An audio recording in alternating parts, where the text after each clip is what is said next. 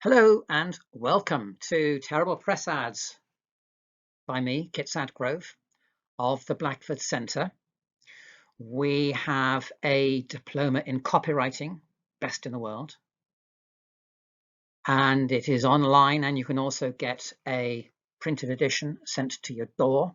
And if you were to type in Blackford Centre copywriting course into Google, you'll find us, and you'll also find a link below the screen.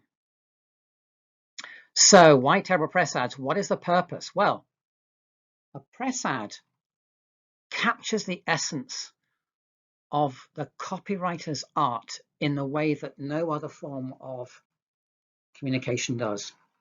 Because a press ad has a headline, usually, it has body copy, it has a strapline, it may have a logo, it has a call to action, it'll have visuals, and it has to do so in a way that makes you stop and read the ad and then do something at the end. It has to convince you, and all in the space of half a page or a quarter of a page or much smaller.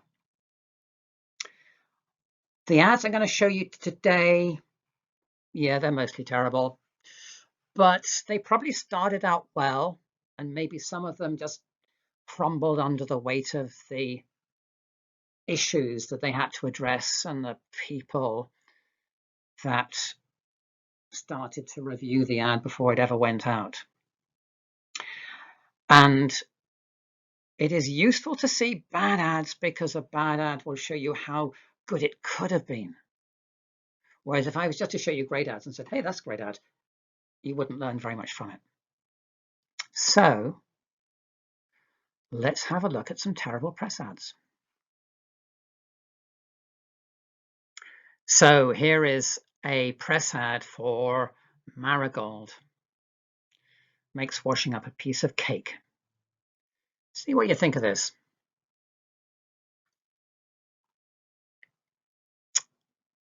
Okay, so it starts with a headline that says 𝗪𝗁𝗁𝗀. This is the name of the company, name of the brand, so it doesn't really have stopping power.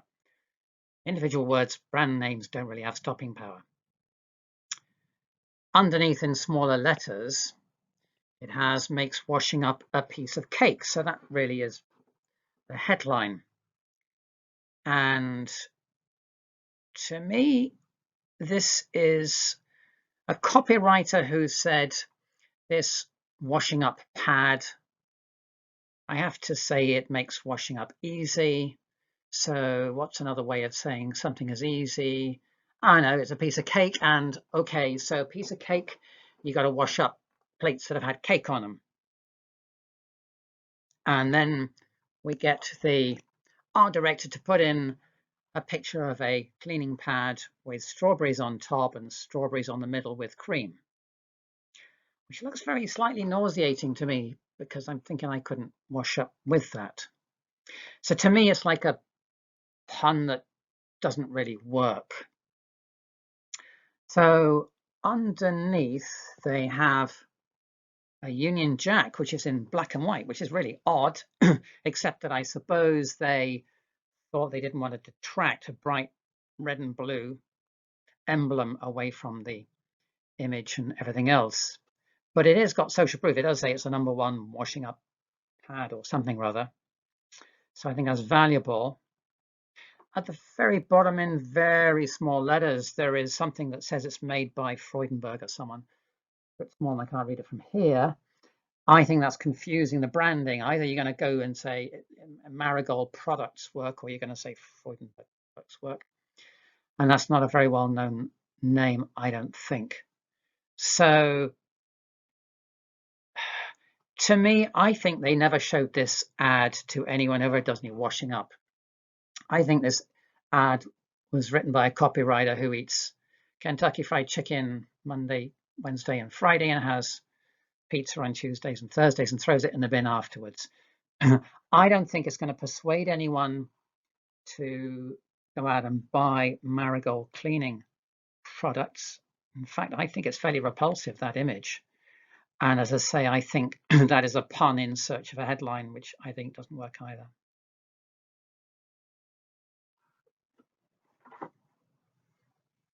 So here is an ad that says, save £874 on the Samsung Galaxy Note 10 Plus. There's a picture then of phone, almost looks like two phones, back and a front perhaps, on our unlimited data plans.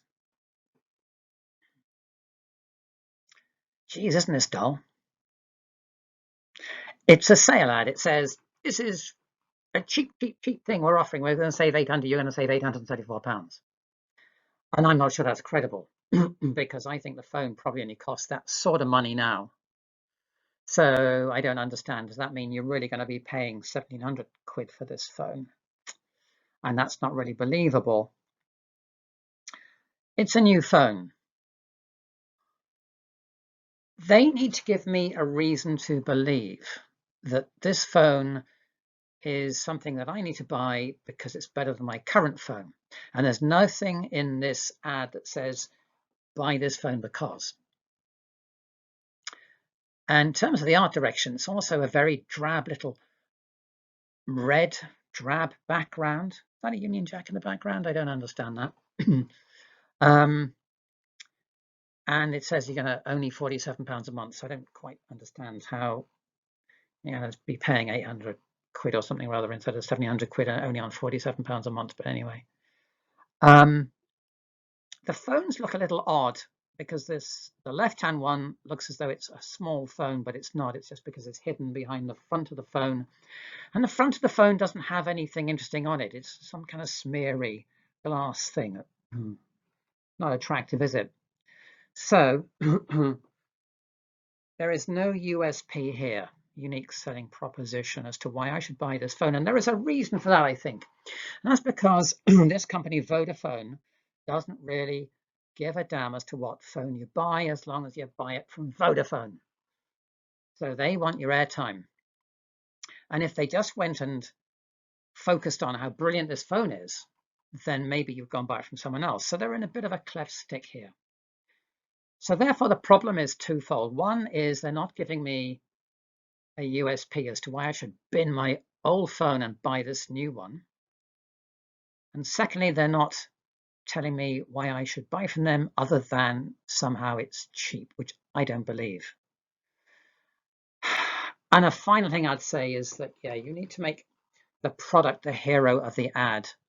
And those two little boxes down there don't look like any kind of heroes to me.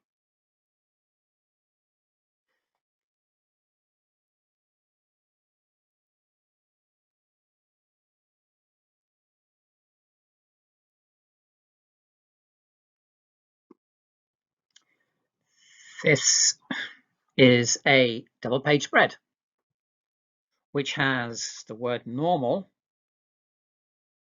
which is an intensely dull word. It is the opposite of everything that we in the consumer world like, because we like new shiny things.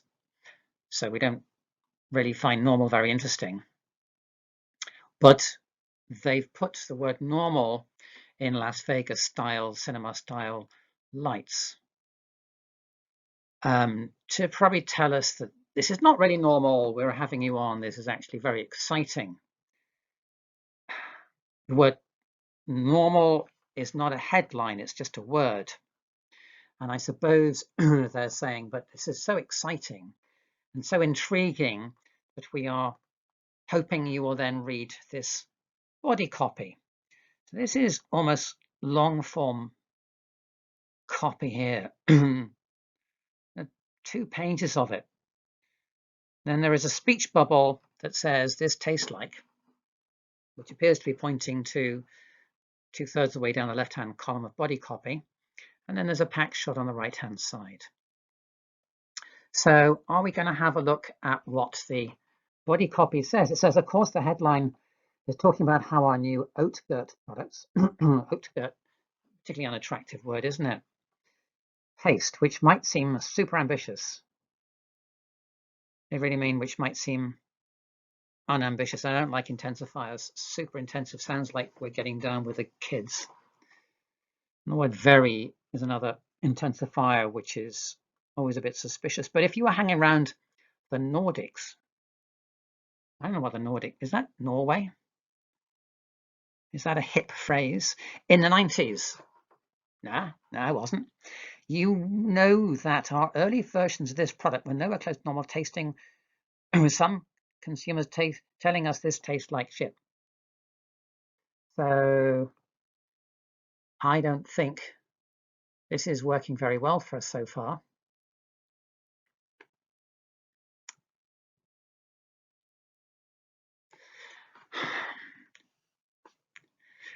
It looks like a novel, this body copy. And I don't look at ads and think, oh, good, there is enough copy to pad out a novel. I still haven't worked out what this tastes like relates to. So would it encourage me to go and read all these words? I don't think it would. Some people would, but it wouldn't for me. And if so, was the copy interesting enough? Copy mostly talks about them being in the Nordics, really. I know it says if you were in the Nordics, but it's actually we in the Nordics produced a product that really tasted awful. And now our product tastes normal. So there's no reason to buy this product unless you really want a normal yogurt. So I suppose maybe the creative brief was, tell people they needn't be scared about our yogurt. Although it's not made with cow's milk, it's made with oat, it really is quite bog standard. So they want to find people who might try this because it tastes kind of almost like milk-based yogurt, perhaps. So it's a big ad, double-page spread, costs twice the amount of money that a single page would cost. Does it work? I don't think so. I think there's too many problems with it, but it's a very brave, or as they would say, a super brave effort.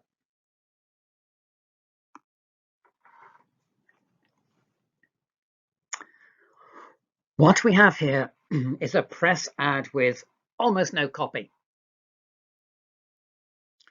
Sometimes I think that the chief executive or the chief executive's partner says, look, just tell them it's cheap. Just put a product in and they'll love it.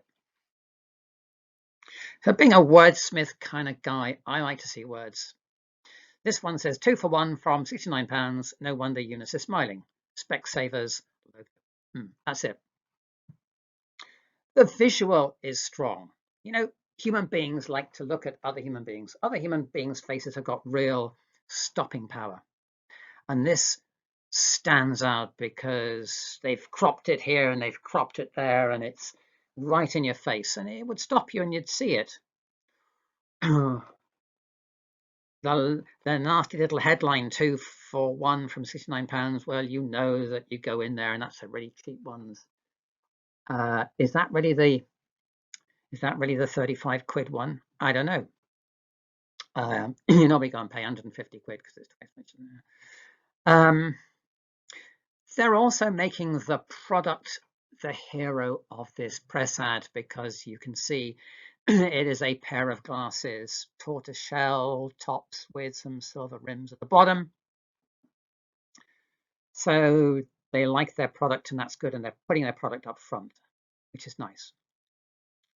Then it says, no wonder Eunice is smiling. Eunice? I don't know who Eunice is. Is he, I don't know, a tennis player or something? I don't know. So this ad is completely lost on anyone who has no idea who Eunice is. If you're looking for a cheap pair of specs, that's it. I suppose you go to Specsavers.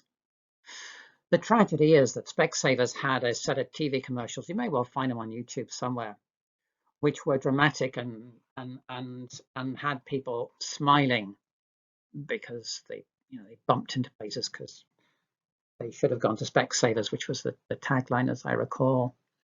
And this is really dull, isn't it? You know, strong visual, dull words. I hate it. Horrible.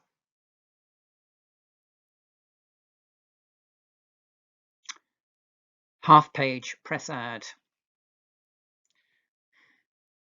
Apparently brushing only cleans about 60% of my teeth. TP helps me reach up to 100%. 𝗙𝗵𝗆𝗀𝗏.